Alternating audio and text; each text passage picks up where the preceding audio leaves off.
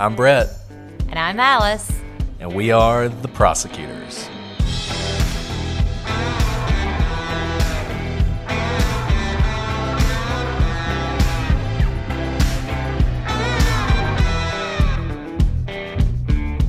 Today on The Prosecutors, we begin our investigation into the murders in Delphi, Indiana of Abigail Williams and Liberty German. But we're not going to solve this case. You are.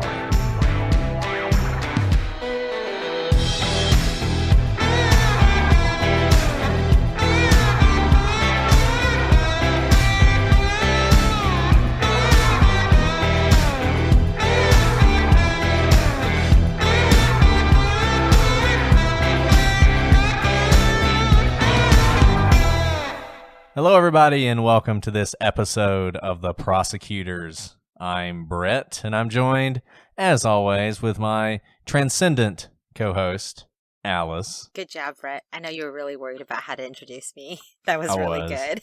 I was. You know, people hear us say that, and they probably don't think it's true, but it actually is something I kind of struggle with. I mean, I guess if you truly were transcendent, I wouldn't struggle with it. It would just come to me automatically. So I don't know if I'm misleading the audience or what. I feel like that you're getting into like these digs, and I don't know where they're coming from. Is there some angst I don't know about? No, never.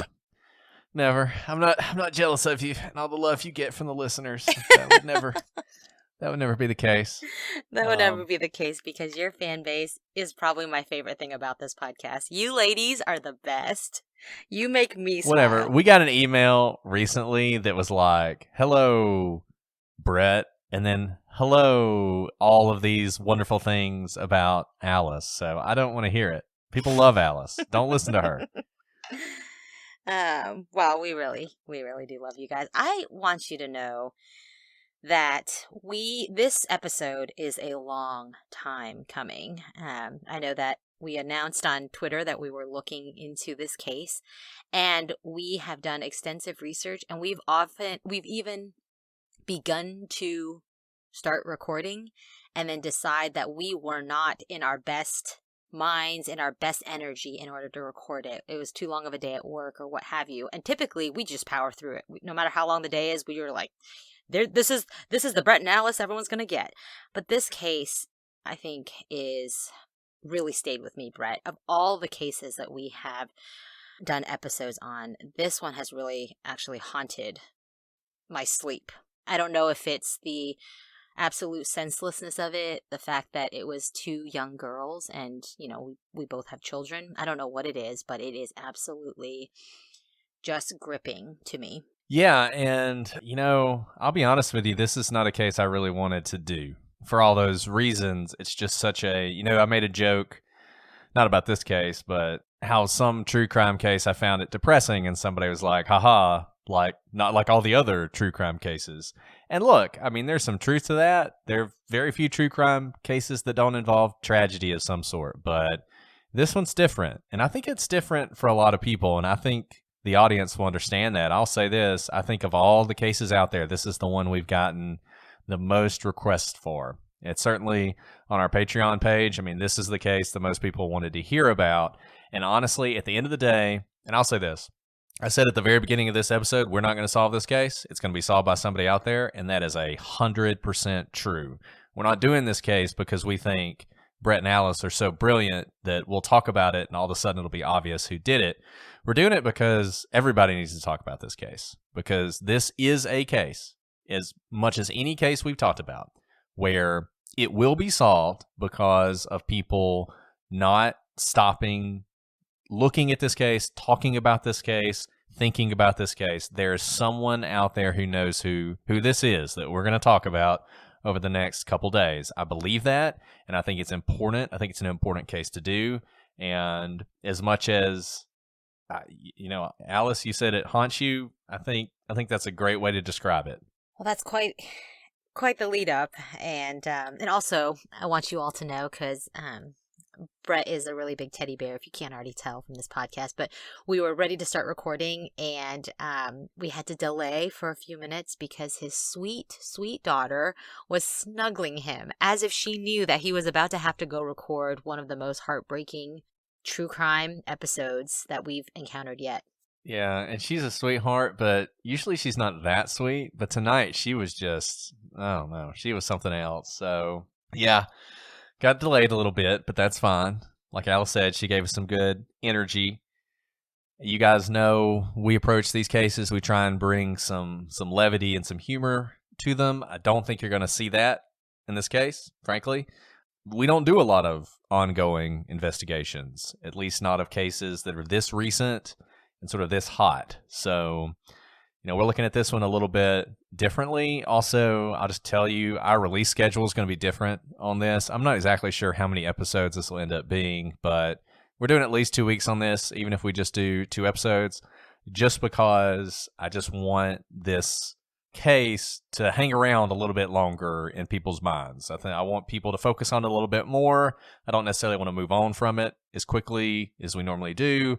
So this is going to be at least 2 weeks of episodes on this. As you guys know, probably out there, there's not a whole lot on it. I'll just give you another warning. We're going to talk about some rumors. We're not going to talk about all the rumors that are out there. If you follow this on Reddit, there's a lot. We're going to talk about the rumors that at least seem to have some substance to them. Another thing we're not going to do, we're not going to go through the suspects that people have in this case. That's not what we're doing. Like I said, this case is going to be solved because someone's memory is triggered and they call in a tip to the police and the police follow up on it. That's how it's going to be solved. It's not going to be solved by people digging through Facebook and trying to compare pictures to the sketches we have. So, that's not going to be what we encourage or what we do. We're going to talk about this case. We're going to talk about the facts we have. And we're going to think about it critically and see if we can at least come up with some idea of the kind of person who might have done this, to give you guys out there who may know something and not even know it. If we can trigger something in you, that's what I'd like to do. A lot of you guys know about Ted Bundy, obviously, serial killer, and his girlfriend at the time, she thought he was a wonderful man, and she didn't think he was a murderer, but she kept hearing things in the news about this guy who was preying on women, and there were things about him that reminded her of Ted. And she eventually called in a tip, and that's one of the reasons they caught him. That's what we want to happen here. We want somebody who's listening, who knows something, to call in that tip that's going to be the one that makes all the difference in the world. So that's what we're after. A lot of people have covered this case, but this is one that can't be covered enough. So I think with that, we'll go ahead and start talking about it. We've talked about this case as if it's one that you guys all know, and I think it probably is. I think of all the cases out there, this is the one people want solved the most. And it starts in 2017. And the story we have to tell is a pretty short one. It was February 13th, 2017. And in just about any other year, it would have been too cold in Delphi, Indiana on that day to do much of anything outside. But for whatever reason, that year had been particularly warm, and it also, there hadn't been as much snow as there would have been in other years. And I don't know, Alice, if this is the way it was where you went to school, but where I went to school, we always had a few weather days built in. And if at the end of the winter season we hadn't used those days, we were going to get days off. Yes, we loved those. It would be like built-in snow days, just in case, or hurricane days, tornado days, what have you. Bad weather days is what we called them. And we looked forward to them near the end of usually the winter, when it was unlikely to have any more snow days. And that's exactly what you had this day. I believe it was a Monday, February 13th that day, and it was unusually warm. Now, I say it was unusually warm. In Alabama, in February, that probably means the 70s or the 80s. In Indiana, it meant the mid-40s to the low 50s. Alice, I'm sure when you were growing up in Texas, it was the same thing, a little bit warmer than 40s and 50s. 40s and 50s to me sounds like a little too cold to go outside. But I guess if you live in Indiana, that's like balmy. Absolutely. No, it is. I spent a lot of time in Chicago, which is close by. And man, those are some brutal winters with tough winds, and you can hardly step outside. So when it's mid-40s, it actually feels like a 60 or 70 when you've had a rough winter. And yeah, and I'm sure everybody had been stuck inside for a long time, and they were ready to get out. And on that day, they had the day off. And the kids in town, there's not a whole lot to do in Delphi. We're going to talk about Delphi a little bit. Not a big city. Wouldn't even necessarily call it a town. It's more like kind of a village in Indiana, a few thousand people. Not a whole lot to do unless you're into the outdoors. And on that day, two friends, Libby German and Abigail Abby Williams, decided that there would be no better way to spend this beautiful day than outside on the historic trails of Delphi. So like I said, Delphi is a small town. We're talking about 3,000 people. It's rural with a good amount of farmland around it. Its big yearly event is the Indiana Bacon Festival, which basically sounds like the greatest thing ever. I would like to go to the Bacon Festival one day if I could. But one thing that you could do is you could go out to the trails and the Monon High Bridge. Right, and Brett, we'll talk about this more later, but even though one of the things you can do is go out to the Monon High Bridge or to these trails, it was really a local thing. This wasn't some big tourist attraction where people drove down from Chicago or the other big cities to visit. So it's kind of a local place to go. Libby convinced her older sister Kelsey to drop them off at the trail that led them to the Monon High Bridge. And the Monon High Bridge is one of the tallest bridges in Indiana. Kelsey was going to work, and so she said, sure, I will drop you off. And she drove the girls to a drop-off point near the trails, and it was 1 p.m. The girls were going to be picked up at 3 o'clock by Libby's father, Derek. 3 came. Derek waited. The girls didn't show. At first, Derek didn't think much of it, but as time ticked by, his fears began to rise. When the girls didn't show, a search was launched. The authorities found their bodies the next day. The autopsies confirmed what the police already knew. The girls had been murdered, and a nightmare had begun.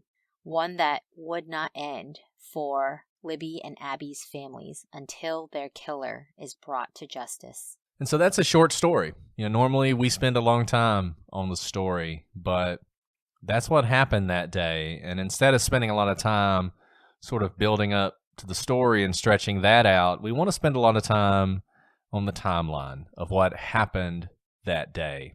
And some of the things we're going to talk about here, I said this earlier, they're not necessarily confirmed. As many of you who follow this know, the police have been very tight-lipped about a lot of the details in this case.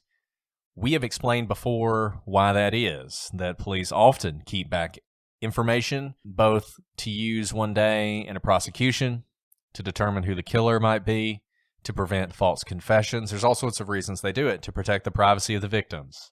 That has happened in this case. At some point, we're going to talk about the wisdom of that in this case and what we think about that. But regardless, because of that, beyond what we just told you, there's not a ton of information out there. And in some ways, there's more public information than what the police have made public, if that makes sense. Remember, this is a very small town, 3,000 people. When the girls went missing, there was a search. Many of the girls' family members were in that search. A lot of people who knew them were in that search. People who've talked since then. So there are some things sort of in looking in this case and reading about this case that we're going to talk about that aren't necessarily confirmed. We will flag that for you when it's not confirmed so that you know what is possibly supposition, what is possibly rumor. But like I said, it's February 13th, 2017, and we know that Kelsey dropped the girls off. The girls wanted to go to the Monon High Bridge. They wanted to go to the trails. They were very excited about doing so. And they'd actually asked Kelsey a couple times if she would do it. And at first, she said no, she didn't really have time. She was going to go to work. She had plans with her boyfriend. She had other things to do. But at some point, she started to feel a little guilty about that, about not just taking a few minutes to drop the girls off. And so finally, she agreed to do it. And the girls were so excited to go off to the trails that, they didn't even take a jacket. Kelsey had to force her sister, Libby, to even take a jacket with her because, I guess the girls thought that mid-40s, low 50s was pretty warm too. So Kelsey takes the girls to the trails, and she drops them off at a location. We have a map that has been put together by some of the folks who have looked into this quite a bit. We're going to put that map up on the website just so you see it. We did not create it, don't want to claim ownership of it, but we will share it, and I don't think the people who did create it would mind that at all. But if you know anything about the trail, and we spent some time on Google Maps and everything looking at this, there's sort of an entrance close to what's called the Freedom Bridge, and then there's an entrance further down that people would use. And it was at that sort of further down, closer to the Monon High Bridge entrance that Kelsey dropped the girls off at. So to give you some idea of the timeline, and this first part is unconfirmed, but it will become important later. At 1:26 p.m., a 16-year-old female witness is with a group of friends near the Freedom Bridge. So that's up sort of at the beginning of the trails. Like I said, you probably got a half mile you have to walk down the trails from there to get to where the girls were dropped off. And the friends are getting ready to leave. The 16-year-old is taking a picture on her phone. At about 1:30 p.m., she's near the benches, near the Freedom Trail, and she notices a man and says hello to him. And this person gives her a look, and for whatever reason, that look frightened her. And since it frightened her, she remembered this instance. She said that she passed him on a narrow trail. She was just a few feet away from him. She said his height was around 5 feet 6 inches tall, maybe an inch taller. Now this becomes important. We're going to talk about eventually someone who has come to be known as Bridge Guy, and you're going to see why that is when we get to that point. Law enforcement believes that Bridge Guy is someone who is likely the assailant in this case, probably the person who killed the two girls. And according to law enforcement, Bridge Guy is between 5'6" and 5'8", exactly as this girl describes this person. Later on, when she heard that Abby and Libby were missing, she thought about the man that she saw, and she called it in as a tip to the police. She described Bridge Guy, and like I said, this is not confirmed. So this is unconfirmed, but I think you can probably assume it's true. She described Bridge Guy without having seen any other evidence of him. We're going to talk about what that evidence is later. And she gave a description that would match that evidence. Blue jeans, blue coat, hoodie, pulled up over a short-billed hat. That's how she described this person. So we're going to do this a lot, but if you're listening to this podcast, I want you to stop for a second and think about that description. 5'6" to 5'8", wearing blue jeans, a blue coat, and a hoodie pulled up over a short-billed hat. Does that remind you of anyone? He also had some sort of covering over the lower half of his face. It could have been the lower part of the hoodie. This witness eventually will be responsible for one of the renderings of the suspect. So really quick, Brett, let's talk about what that man is wearing. We had talked at length earlier that it was a warm day. So warm, in fact, that Libby wasn't, I think she was just wearing a shirt, not a jacket, not a sweatshirt. And her sister, Kelsey, had to force her to take, I think, a sweatshirt. Here we have a man wearing long pants, and not just a sweatshirt, but a sweatshirt, a hoodie, as well as a blue coat over it, and a hat. You know, some people have said that this is overdressed for the weather, and having spoken to people who are familiar with this area and know this weather, agree that, in fact, Bridge Guy was wearing too many clothes for the weather. And I just want to go back to what we were just talking about. For me, when I hear, growing up in the South, and I think of, what I wear when it's 40 or 50 degrees out, that doesn't strike me as a lot of clothes. My mom, she would probably be wearing, who knows what she'd be wearing. If the temperature drops below 70, she thinks it's freezing cold. But like you, having lived up in Boston and experiencing those winters, it's amazing how much you change. You spend, a couple winters in Boston, and all of a sudden it's 40 degrees outside and you're wearing shorts and a short sleeve shirt, because it has been so cold for so long that feels warm. and you're wearing that in a time like this where it's the first warm time, it's still February, it's not like it's been warm a lot. These people, there's a reason that Libby didn't want a jacket, and Abby's, just wearing sort of a light jacket over her clothes. And I got to think, if you're used to those winters and you're somebody who's used to it being that cold and you have this kind of weather, you're not going to be dressed like that just because you're cold. There is more going on there. And while this witness doesn't say it, she says she remembers this person because of sort of the weird look he gave her. I wonder if part of that weird look was an intuitive knowledge that he was wearing too many clothes for the situation. So that's around, like I said, 1:26, 1:30.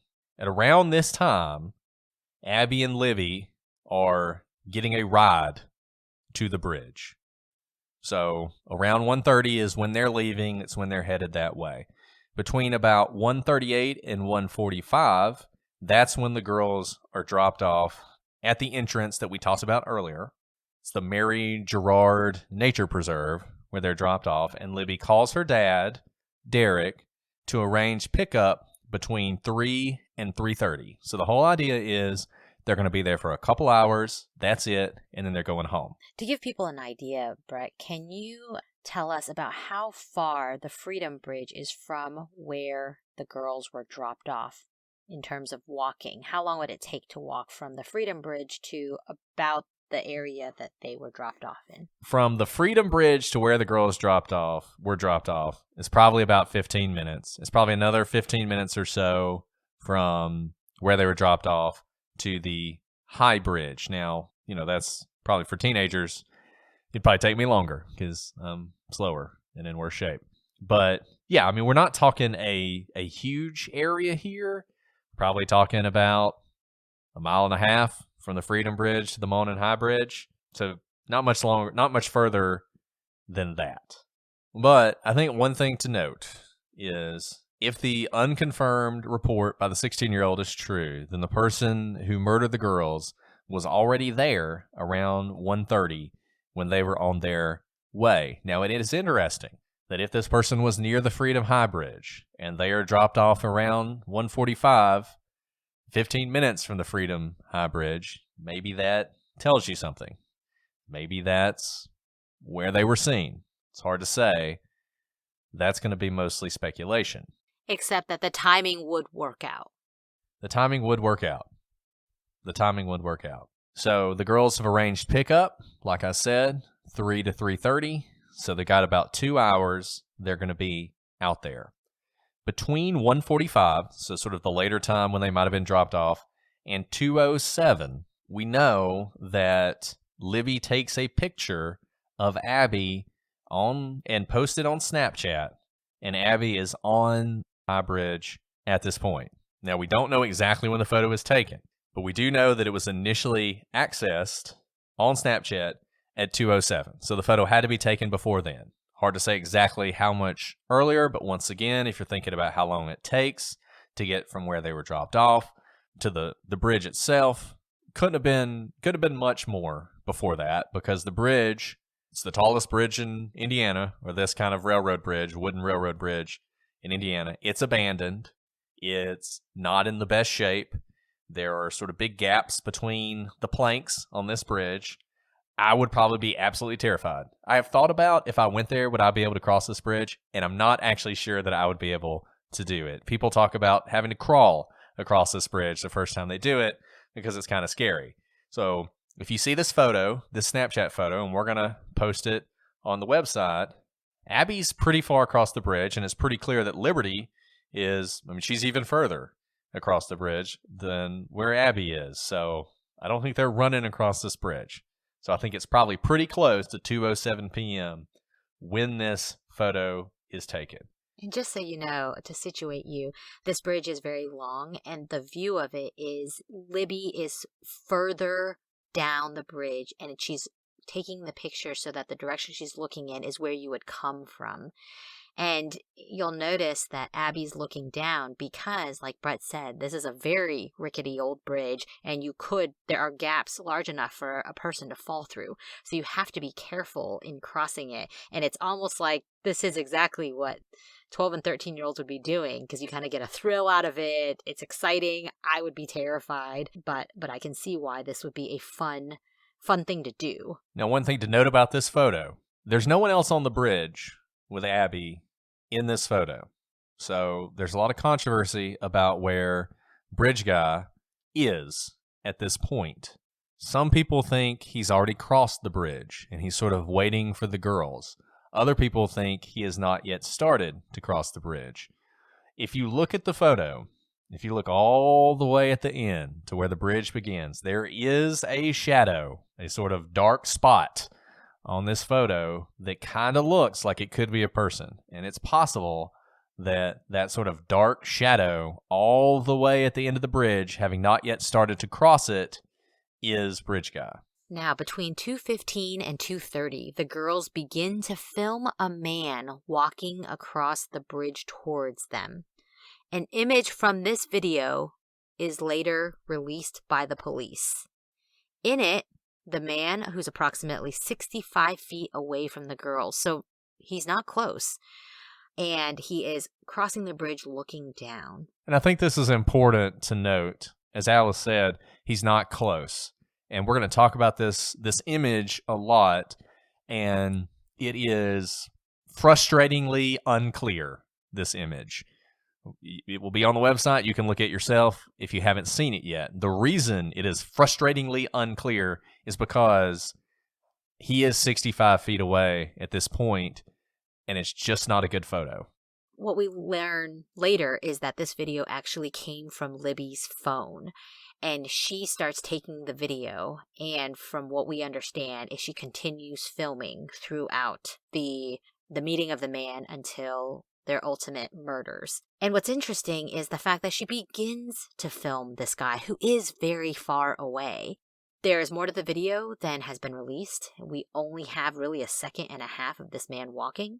I want you to keep that in mind because we're going to discuss this later. What made Libby start to record a man who is still pretty far away? And looking at this bridge, it looks wide enough, like you could cross two people could go in different directions on it. But what we've been told is that because it is so rickety, typically you would move to one side if you saw someone coming in the other direction to let one person pass, so two people were not passing at the same time, again, because you kind of had to keep your attention on the bridge. And so one would step back, let the other person pass before they continued on their way. This trail, this bridge, dead ends at the end of the bridge. So where the direction that Libby is currently taking this picture, behind her, there's really nothing. It's just going into the wilderness or back across the bridge. So I think the purpose of going on this bridge often is just for people to take pictures, to get the thrill of crossing, but you don't cross it in order to go somewhere. Once the girls reach the end of the bridge, they really have nowhere to go. A fact that they actually discuss in the video. Yeah, and I think that's really important to remember, because this was something that kind of confused me a little bit when I first got into this, is the bridge itself, I don't think is really part of the trail. It's just more like something people go to cross and to see and to do. And once you get across that bridge, there's nowhere to go. Now, you can go off trail and into the wilderness, and we're going to see that's exactly what happens, but it's not necessarily a thing that you would think to do in that circumstance, because you're crossing the bridge to cross the bridge. That's why you're doing it. Why do you climb a mountain? Because it's there. Same thing with the bridge. You're just crossing it for the experience. You take a picture, and then you go back, and you're done. And then you're back on the trails doing whatever you wanted to do. So in this circumstance, you can sort of imagine you have these girls who are across the bridge. They are at a dead end. They have decided for some reason, and like Alice said, this has been a cause of endless speculation why they did this. Why did they start filming? But for some reason, they are filming. And in a brief snippet of that film, they catch this person who is crossing the bridge towards them. And you're going to see the video, and you can see that he is quickly crossing the bridge towards them, and they're sort of having a conversation about how there's really nowhere to go, right? I mean, they really have a couple choices. They could start to cross the bridge and have to walk right beside this person on a very narrow bridge, like Alice said, not really the kind of bridge you necessarily want to be side by side with somebody on. They could wait until the person gets there, and then they can cross the bridge. Or, I mean, they could, I guess, scramble down the hill and run off into the woods, but that would be a pretty extreme thing to do. Not necessarily thinking that they're in danger, they're probably not going to do that. Now, it seems pretty clear they think this guy's weird.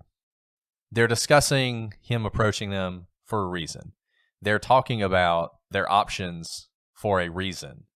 But the video itself, and I know we only have a very short snippet, it's not obvious that they're in immediate danger. He's not giving chase. He's not moving rapidly. We're not shown an emergent situation. And I can imagine doing something like scrambling off trail quickly when someone's just walking slowly towards you may seem unmatched. It would be a strange thing to do. So I note that while it's weird that while the situation is strange enough for Libby to start filming, it's not clear from the video itself that they are in emergent danger. And we talked to Kelsey, who is Libby's sister, about this, and got a lot to say about her. She's awesome. But we talked to her about Libby and about sort of the kind of girl she was. Would she be observant? Would she have noticed this? And Kelsey said that she was the kind of person who paid attention to her surroundings, who would notice if there were people acting in strange ways. So she wasn't someone who was oblivious. And I guess that sort of goes to this.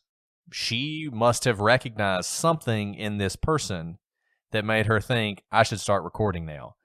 Maybe they had passed him earlier on the trail, and they got the same kind of strange vibe from him that the 16-year-old witness got that we were talking about earlier. Maybe for whatever reason, he just seemed strange to them, and she wanted to start recording. One thing that does seem clear, we talk about this video, and the video is where this image comes from. It's where the photo comes from. It's pulled from this video.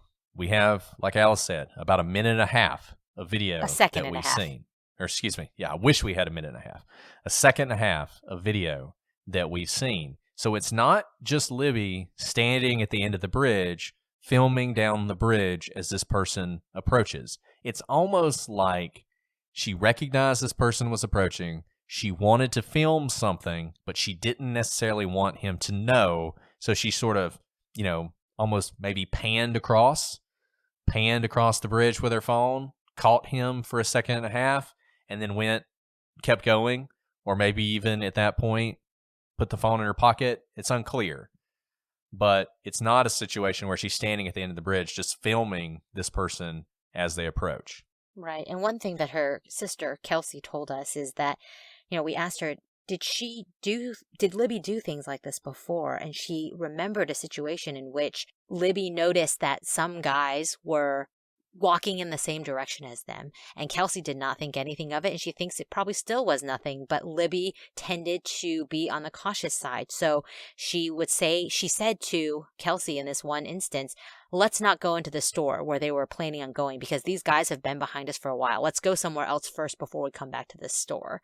So, by the way, I just have to note, that's incredibly wise. These are things that usually adults or more experienced people know to do, not 13-year-olds. And so, for whatever reason, she really did have this sense about her. And she was also smart enough not to just stand there openly and film this guy. Brett, we'll get more into this later, but I think the fact that he's so far away and she films him in a way as to disguise the fact that she's filming leads me to think that she had seen him earlier. And it wasn't the fact that he was crossing or coming down the bridge when they were already on the bridge that made her nervous, because we also asked Kelsey, would it be strange for multiple people to be on the bridge? And while she said that you won't usually find a whole party on the bridge because it is a scary bridge crossing, but it's not uncommon, especially on a good day, good weather day, to have a couple of people on the bridge and you may have to cross them. So I think the fact that someone's walking towards them alone probably wouldn't set off alarms. So my gut feeling is that something happened before the man started crossing the bridge that made her uneasy. And she recognized that this was a man who made her uneasy when she saw that he started coming down the bridge. And look, I mean, we've said this is going to be, these are just different kinds of episodes, and they are. So I'm just going to go ahead and say this, and I'm going to repeat it again later. But I really want people out there to think about Delphi and to think about these trails. If you have been on those trails, people have asked you 1,000 times to think about February 13th and what you saw on that day if you were there. I want you to go further than that. I want you to think to every single time you have been on those trails go back as far as you want. And think about whether or not you've ever seen anyone out there that gave you the creeps, that made you feel weird. Because what is interesting about this is if you believe that first unconfirmed report that I said, he made that person feel strange. He made them feel weird. You know, you see a dozen people a day. If you go out walking outside on some trails, you're going to see tons of people out. Some of them are going to be by themselves. Some are going to be with their families. Some are going to be with their dogs, but you're going to see them. You're going to see people, and you're going to forget 99% of them. But this person remembered this guy, and something about him also triggered something in these very young girls, these 13, 14-year-old girls, to think, that guy is strange.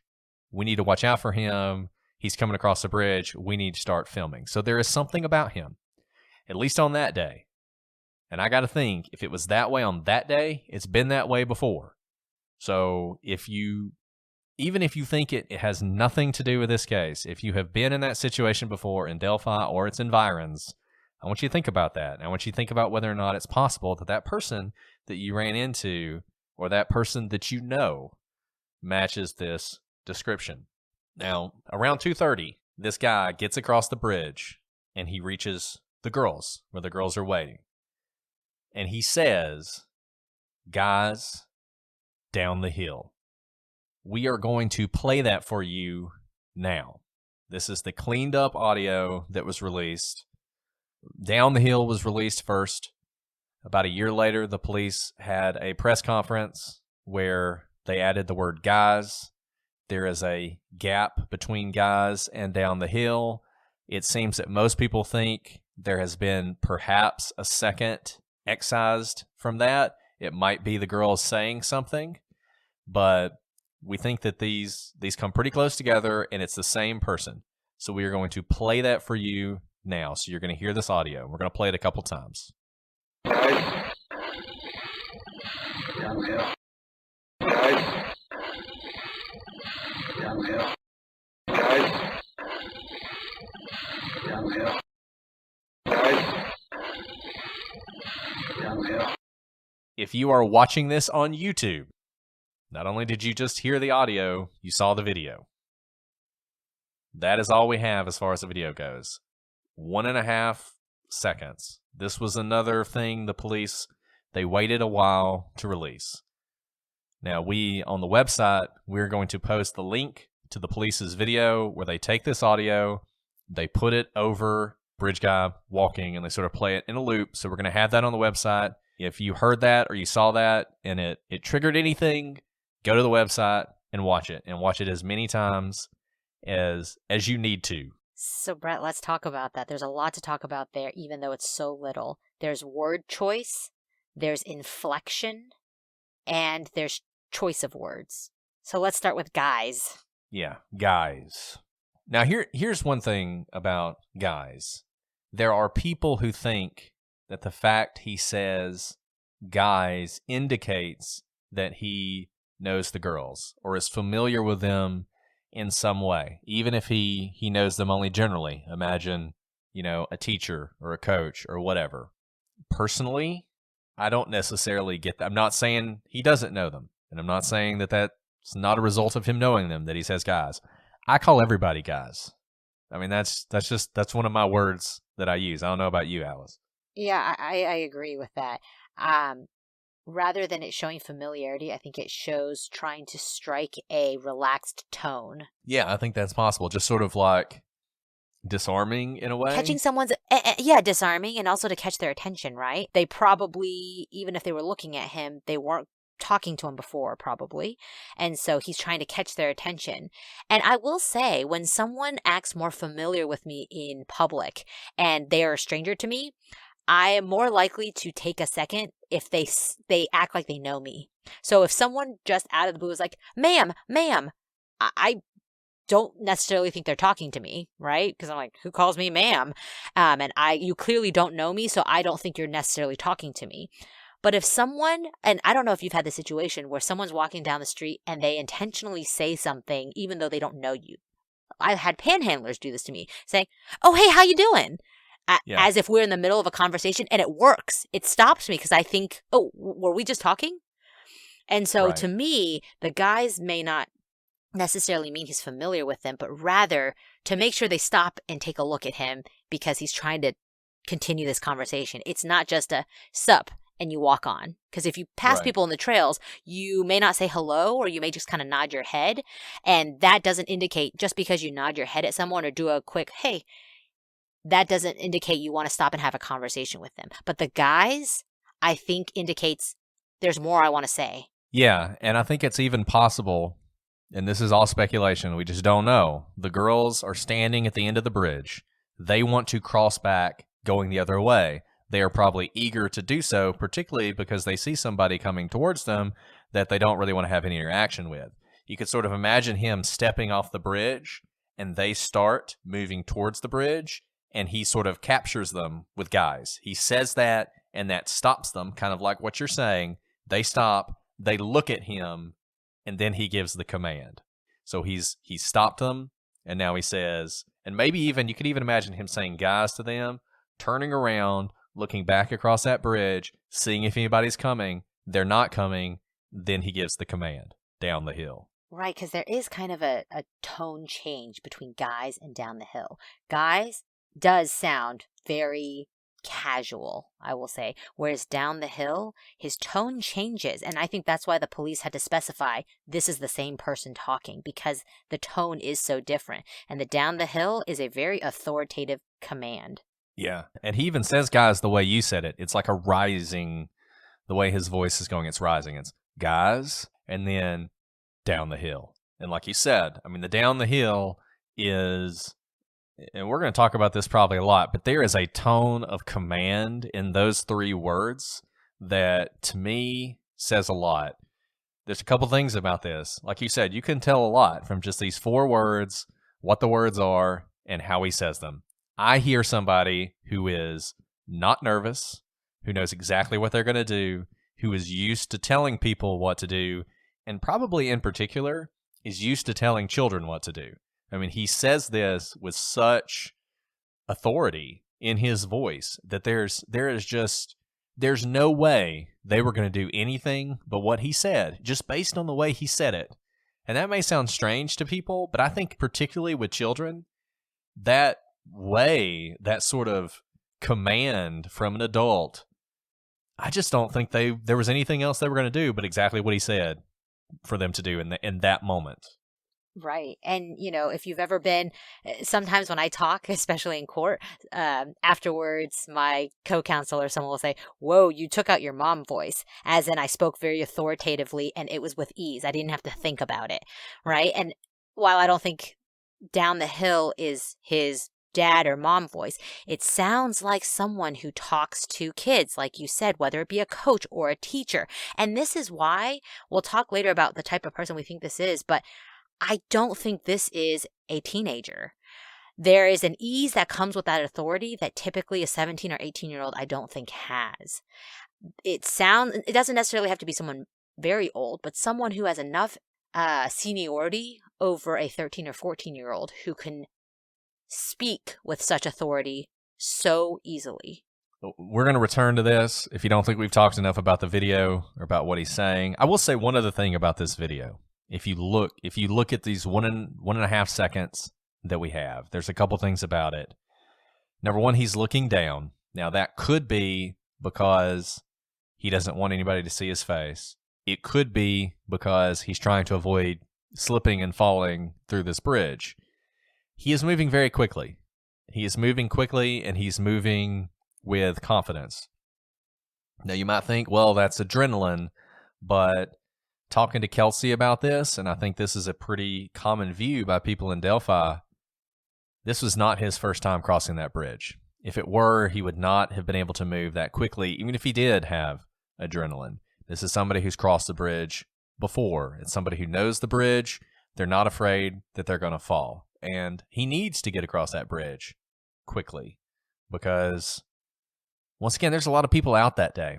This is not a day when there's nobody on the trails. If he's going to do this, he's got the opportunity right then. There's nobody there, but if it takes him too long to get across and somebody else shows up, his whole plan could be ruined. So he needs to move quickly. And you can see in the video, this person is moving quickly. Right, and the reason you can't really move quickly across it, even if you were an agile, nimble person, if this were your first time, is because this is not a normal bridge with normal gaps in a certain pattern that you would know. So even if you have, say, a rickety, like a narrow staircase, if you're an agile, nimble person, you could probably run down those stairs because you know generally how stairs are spaced apart. Here we have a bridge that has fallen in disrepair, and different boards have disintegrated over time. And so there's no rhyme or reason to the way the holes are set. And that's why, for those of you who may be thinking, well, it might just be how nimble this person is, those who know this bridge say no, it is difficult to cross. Even 1 or 2 times, you probably cannot move that confidently. This is someone who has crossed it more than 5 or 6 times, at least. And if I remember correctly, this is a railroad bridge. Right. And this was originally a railroad bridge. So it's not a bridge that was made for people to be walking across. I mean, it's made not to fall down, and it's made to hold trains, but it's not like whoever made this was thinking, oh, we wanted to space the boards perfectly so that, a person wouldn't fall through it or whatever. That's not what they were thinking. And I mean, this is just a difficult bridge to get across, and that's what everybody says. So nimble or not, this was not this guy's first rodeo. Right. And now, after this guy's down the hill, we know there's more video, and so far, only law enforcement has seen the rest of the video. This is obviously speculation. My understanding is that there isn't much video after this because I think Libby pockets the phone but continues recording. So all we have is recording. And that would make sense because even the guys down the hill, it had to be enhanced greatly for us to understand the words down the hill. And I think it's probably because the phone is in the pocket. So there's a lot of cloth and barriers in the way. So it's a muffled sound. To be honest, before the video was enhanced, I couldn't make out the words down the hill. Could you? No, I couldn't. I mean, I listened to it and I was like, we played around during our October episodes with, is a ghost going to talk on our thing or not? We were trying to get what they call an EVP. And if you've ever heard one, it sounds like just sort of static on the recording that kind of has form to it. That may not make any sense, but that was sort of what it was for me when I heard it. I knew there was something there. Like I could hear the change in the static indicating speech, but I could not tell what was being said until it was greatly enhanced to the level you now have. There is a lot of controversy about the rest of this video. What's on the video, if there's anything useful on the video, if there's any more audio on the video. I have read that there's no more audio on the video. I've read you can't see anything, and I've heard that it doesn't capture the murder in any way. That basically by the time the murders happened, the video had stopped for whatever reason. There's a couple possibilities there. Apparently this version of the iPhone that this was recorded on stops recording if you receive a call. So it's possible a call came in and that stopped the recording. And since it was probably in her pocket, she wouldn't even have known that. Another thing you might be wondering is what about Abby's phone? Abby didn't have a phone. Her parents wouldn't let her have a phone. So the only phone that was present was Libby's phone. And that's what all of this information comes from. And I want to note again that it would be one thing again for a man to give Libby and Abby enough pause for them to film. It would be yet another thing to continue recording and put it in your pocket. Because my understanding is the guy's part, so the greeting, is also had to be enhanced greatly, meaning she had already put the phone continuing to record in her pocket or wherever hidden before he even spoke to them. That tells me a lot about their state of mind and how worried they were about this guy. Yeah. And if you've listened to some of the other podcasts on this, and you should, if you haven't, Down the Hill, Scene of the Crime are two podcasts that really dive into this. They're podcasts that just focus on this case for multiple episodes. There are things the police have said which I have difficulty fitting into this video. And Alice and I have talked about that.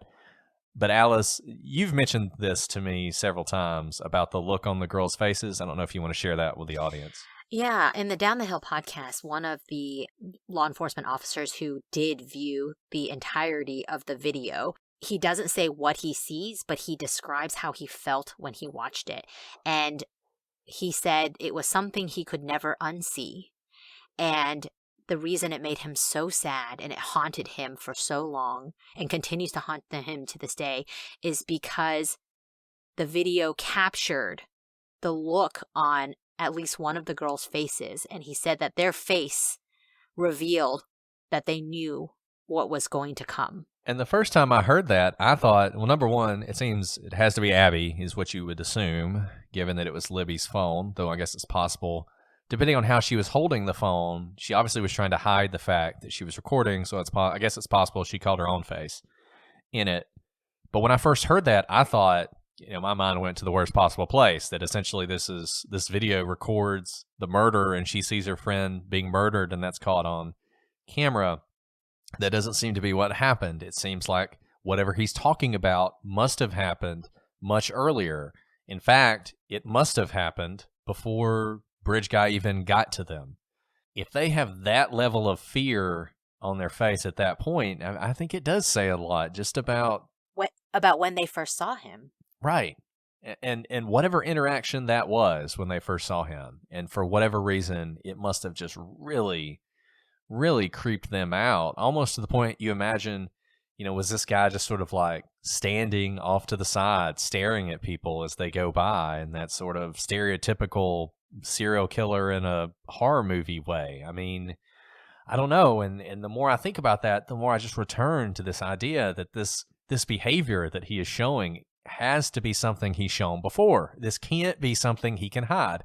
It has to come out. I just can't imagine that in his ordinary life, nobody's ever thought, man, that guy gives me the creeps. I just can't believe that. And, we're not asking that people start naming the folks that they think are creepy and posting their names on Reddit or Facebook. But once again, I'm just going to keep coming back to this. If you even have a glimmer of thought that a certain person might fit this profile, you need to call the police in Delphi and let them know. They've received tens of thousands of tips. None of them have turned out. So you're not going to, worst case, you tell them it doesn't turn out and the person never knows you called them in.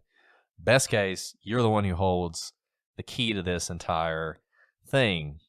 Right. And, one thing, based on the way he says guys, it does sound to me like it's the first time he's ever spoken to them, which leads me to believe that they did see him previously on the trail before he even started crossing. And I believe that whatever confrontation they had, I don't think it was verbal. I could be completely wrong. This is speculative, but just based on his intonation with the guys, I think that was the first time he spoke to them.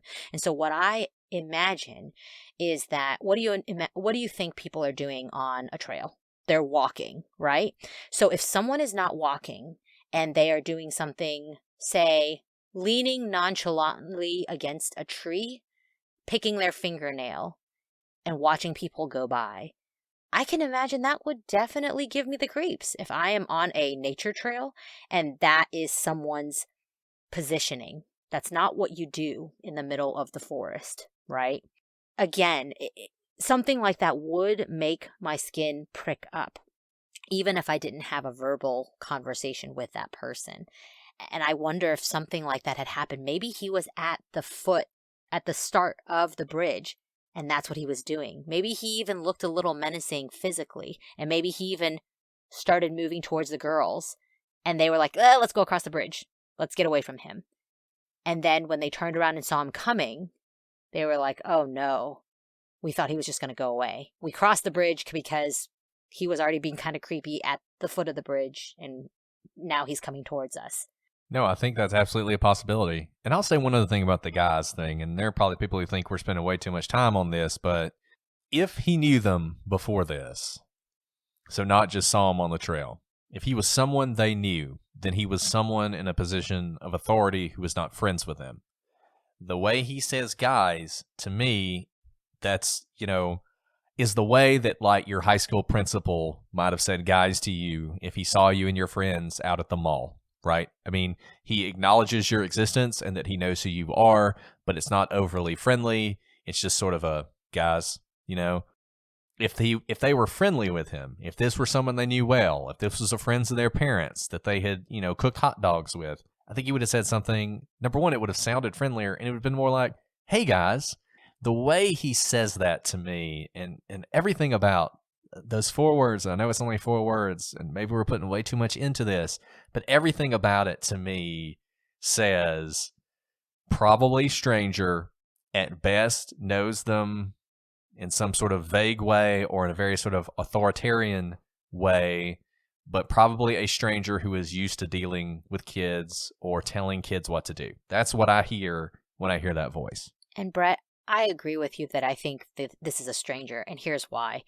If it were someone that you knew, first of all, if it were someone that the girls knew, they did take a video of them, and I would be hard-pressed to think that 13, 14-year-olds know someone and have seen their faces before that their family members don't know anything about whatsoever. We'll talk about theories about online communications they may have, but someone that you've seen in person before, I think it is hard to believe that one of their friends, one of their classmates, and one of their family members, or their sister, Kelsey, doesn't know the person who's bridge guy. So that's number one of why I do think he's a stranger. Number two, if you knew someone, you probably wouldn't be filming them covertly, because I don't think that that Libby necessarily started filming because she thought she was about to be murdered.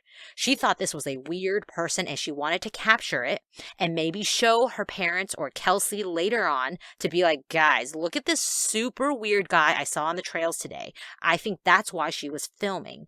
You wouldn't do that if you were seeing someone you knew walk towards you, because all you had to do later on was say, hey, Kelsey, I saw so-and-so at the bridge. You wouldn't have to film it.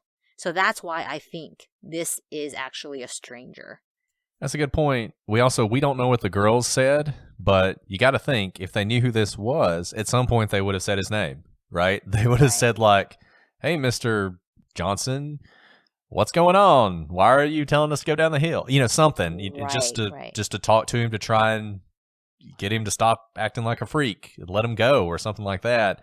Clearly they didn't do that, because if they did, whether we'd heard it or not, this wouldn't still be a mystery 3 years after it happened. And we said it was February 13th. I don't know if we ever said the year, but it was 2017 when this happened. And I can remember, we're going to talk about this some more, and this is one of the things people have said to us when they wanted us to cover this case. Like, they've got a picture, and they've got his voice, and they've got a video. How have they not found him? And I can remember sitting in my office. I was working late hours at that time, and I had a television in my office, and I always had it turned on, like CNN or whatever. And I can remember when this happened, and I can remember them releasing that photo and thinking, well, they're going to get that guy. They got him. They got the photo of him. A couple days, they'll have arrested this guy. But they haven't.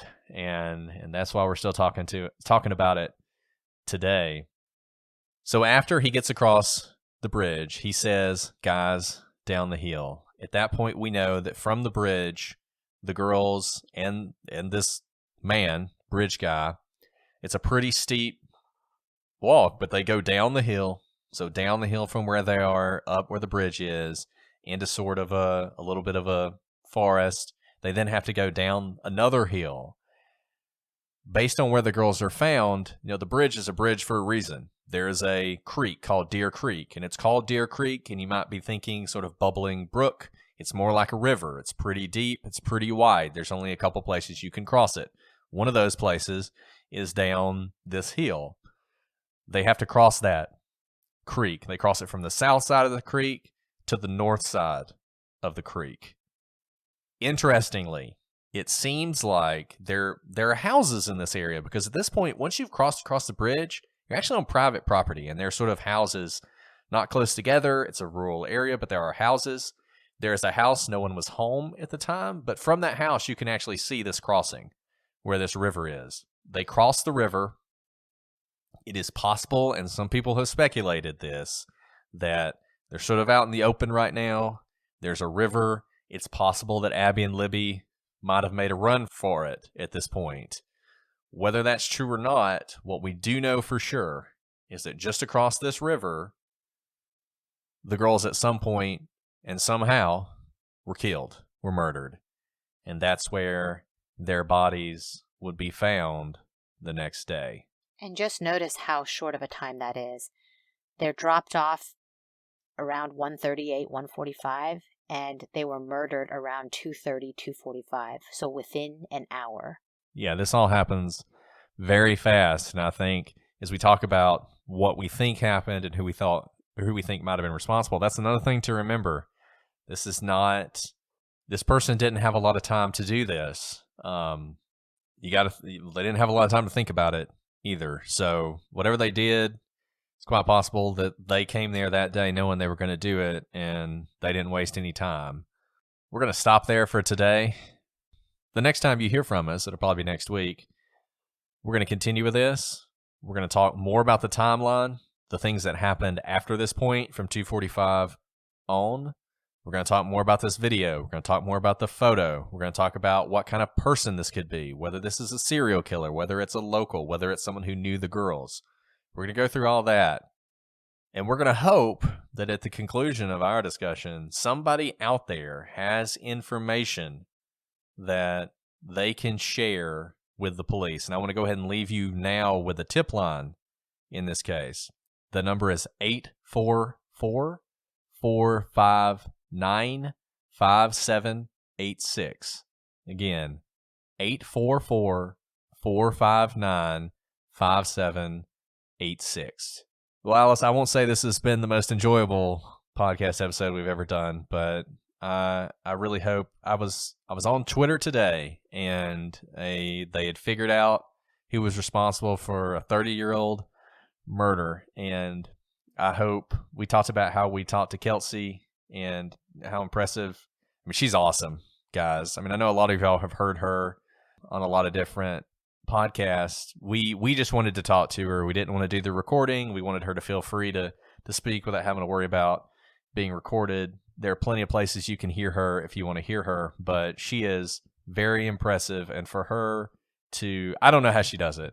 I mean, if I were her and I had suffered this kind of tragedy, I don't know that I could be sort of as brave as she is. So, I mean, she is very impressive. Out there advocating for Abby and Libby really every day, in addition to being, I think, a full-time student. So, Kelsey, just an incredible testament to your love for for these girls. And I do think when these murders are solved, it will be in huge part because of the continued advocacy by Kelsey. Absolutely. And I look forward to that day, and I just hope that we can do our little part to help get there. But like I said, it's not going to be us. It's going to be you guys. So if there's anybody out there who's heard anything, call the police. If for whatever reason you don't want to call the police, you can feel free to send us an email and we will get it to the police. It's prosecutorspod@gmail.com, @prosecutorspod on all the different social medias. You can catch us there. Let us know what you think. If there's not a whole lot, but if we've messed anything up at this point, if you have any additional information, if you have anything that you think would be useful, let us know. We will make sure that information gets out there, and we will make sure to clear up anything that we've gotten wrong. So that's all we've got for you today. I hope you will join us next time as we continue this very important case. But until then, I'm Brett. And I'm Alice. And we are the prosecutors.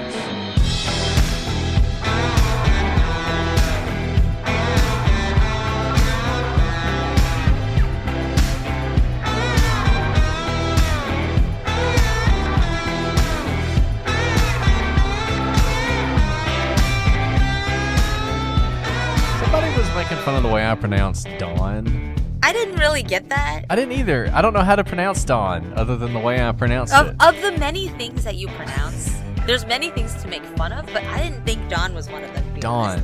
honest. Dawn. I just need to know. I don't know how to pronounce it. Honestly, I'm just kind of more curious than anything, like what the actual pronunciation of Dawn is supposed to be. Dawn. Dawn. Dawn. Don't say it like that. Oh, that's So like just terrible. dog.